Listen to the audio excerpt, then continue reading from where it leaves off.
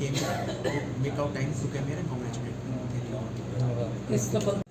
मुझे ऐसा लगता है कि अगर मैं किसी का नाम लूँगा तो कोई छूट गया तो उनके लिए उनके साथ ये सही नहीं होगा, बट मेरे मम्मी पापा, करुण सर, मेरी बुआ थी और मेरे दोस्त हैं, फ्रेंड्स हैं, तो और मैं लिस्ट को एग्जॉस्टिव नहीं बनाता, बहुत लंबा लिस्ट है, तो I am sorry about it. Thank you all जिन्होंने भी मुझे समझ के समय डेवलप हुआ था।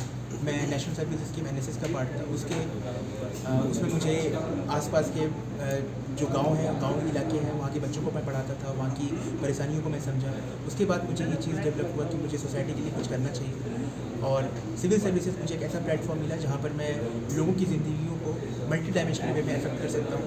उसके बाद मैंने तय किया कि मुझे IAS की तैयारी करनी है। कहाँ आप में कोई हानिकारक चीज़ नहीं है। स्टूडेंट जो यूज़ कर रहे हैं सोशल मीडिया या इंटरनेट, उनको ये पता होना चाहिए कि उनको कैसे यूज़ करना है। अगर आप सोशल मीडिया को टाइम पास के लिए, ग्रेटिफिकेशन के लिए यूज़ करेंगे, रील्स देखने के लिए यूज़ करेंगे, समय को बर्बाद करेंगे, तो फिर वो प्रोडक्टिव नहीं है। आपको पता होना चाहिए कि सोशल मीडिया को आप अपने एग्जाम के पर्पज़ से, अपने नॉलेज को इन्हांस करने के पर्पज़ से कैसे यूज़ कर सकते हैं। अगर आपको ये आ गया तो सोशल मीडिया आपके लिए बहुत अच्छा एक बून होगा, अगर नहीं आया तो ये फेल होगा। अंतिम सवाल आज अगर आप पहले दूसरे अटेम्प्ट में हो तो आप प्रिपरेशन अच्छे से कीजिए, वरना आपके पास एक प्लान भी जरूर होना चाहिए। प्लान बी के होने से ये होता है कि आप मेंटली बहुत स्ट्रेस कभी नहीं होते, आप एक वर्किंग प्रोफेशनल हो जाते हैं, आपकी प्रोफाइल में वो वैल्यू ऐड करता है, और कभी भी आपको पैसों का नहीं सोचना पड़ता है। तो मुझे ऐसा लगता है कि 2 अटेम्प्ट सफिशिएंट होती है अगर आप फुल टाइम प्रिपरेशन कर रहे हो।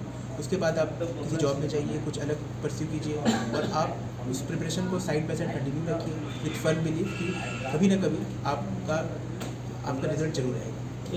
और जिस तरीके का कॉम्पिटिशन ऑल इंडिया लेवल पर होता है, उसको इवन आफ्टर फेलियर्स आपको लगातार काम करते रहना होता है।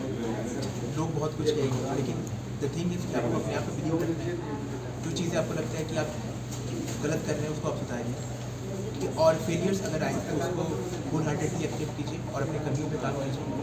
और तो जो लोकेशन की जो डिस्क्वालिफिकेशन हो सकती है, जैसे कि आप अगर उनका जैसे छोटे शहर से हो तो हो सकता है कि कुछ चीज़ें आपको इन्वायरमेंट ना मिले, आपको पीयर ग्रुप ना मिले, बट इंटरनेट की एज में आज ये जो गहराइयाँ वो भर रही हैं, और आप इंटरनेट को फुल्ली अच्छे से यूज़ कीजिए, आप पीयर ग्रुप बनाइए, और मुझे लगता है कि आप मेहनत करोगे तो आप सफलता से जरूर पहुँचोगे। इन इलाकों में क्योंकि मैं यहाँ का ही बच्चा हूँ और यहाँ की परेशानी को समझता हूँ, बट चूँकि इस जॉब का नेचर ऐसा है, ये ऑल इंडिया सर्विस है, मुझे कहीं पर भी सर्व करना पड़ सकता है, तो जहाँ पर भी मैं सर्व करूँगा अपनी पूरी निष्ठा के साथ सर्व करना चाहूँगा। प्राथमिकताएँ क्या होगी? प्राथमिकताएँ तो जिस जिला में जो चीज़ की रिक्वायरमेंट होगी, जो परेशानियाँ वहाँ पर होंगी, जो डेफिसिट्स होंगी, उसको मैं ब्रिज करने का कोशिश करूँगा, और जो पब्लिक पॉलिसी है उसको फुल्ली इम्प्लीमेंट करवाने की कोशिश करूँगा। इसके अलावा मुझे लगता है कि कुछ स्पेशल सेक्टर से जिसमें मैं अच्छे से काम करना चाहूँगा, फॉर एग्जांपल एजुकेशन, और मैं चाहूँगा कि एजुकेशन के मामले में हमारे देश आज से 10 साल में बहुत तरक्की के राह पर। तो ये दिख ही रहा है, ग्रीन माउंट का कोई भी छोटा से छोटा कवरेज आप लोगों द्वारा बिना बुलाए आप लोग जो करते हैं, इसलिए पत्रकार भाइयों को, मित्रों को बहुत बहुत धन्यवाद। शायद कभी ना आया था, न शायद आएगा। जिस बच्चे को आप गोदी में उठा करके का खल सिखलाते हो, और उसी के बच्चे को एक भारत के सर्वप्रथम पोस्ट के लिए सम्मानित करते हो, ये शब्दों में बयां किया नहीं जा सकता। क्या था, थोड़ा ब्रीफ बताओ। मेरा हर स्कूल का बच्चा मेरा बच्चा है। मैं अभी 8 ब्रांच में शिक्षा का दीप प्रज्वलित कर रहा हूँ दुमका देवघर जिले में।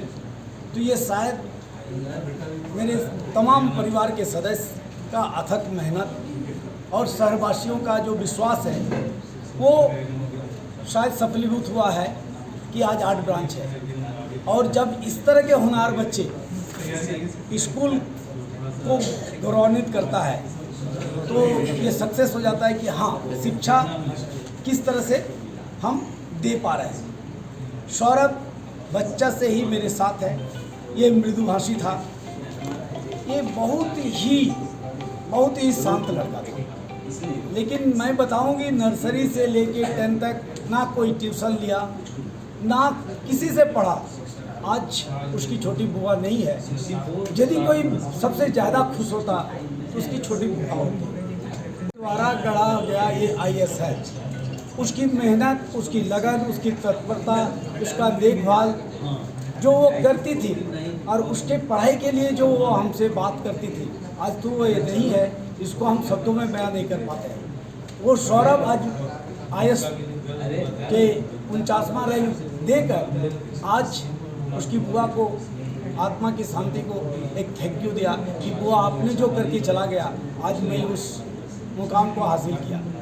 सौरभ में वो सारी गुण हैं। ये जब भी परेशान होता था शाम को मेरे यहाँ आया, हम दोनों बाप बेटे की तरह गप करते थे कि सर ये डिसीज़न ले लिया, मेरे माँ पिताजी परेशान हैं। हम बोले तुम ये करोगे तो? बोला हाँ सर। हम बोले हम तुम्हारे साथ हैं। उसको कहीं भी कोई भी परेशानी हो, अगर करुण सर बोल दिए ये करना है तो उसका एक डिसीज़न सर्वमान्य हो गया। वो पापा मम्मी कोई भी बोले वो करेगा। जब ये दूसरा में नहीं हुआ तो ये थोड़ा फ्रस्ट्रेशन हो गया था। तो हम उसको यही बताए कि तुम लास्ट चांस दो, और जब नहीं होगा तो दुमका में हम एक इंस्टीट्यूट खोलेंगे और उस इंस्टीट्यूट का डायरेक्टर तुम होगे और वहाँ से हम लोग IAS पैदा करेंगे। मैं कुछ नहीं हूँ, एक BA पास हूँ। उसको मैं बताया था मैं BA पास हूँ। आज कितने को BA पास करा दिया, नहीं सरकारी नौकरी प्राप्त नहीं हो। एक शिक्षित बेरोजगार था, भाड़े घर में स्कूल खोला और वहाँ से चल करके आज 8 ब्रांचों में हम बच्चों को शिक्षा दे रहे हैं। ये जब तक आप कड़ी मेहनत नहीं करोगे तब तक ये शायद संभव नहीं है।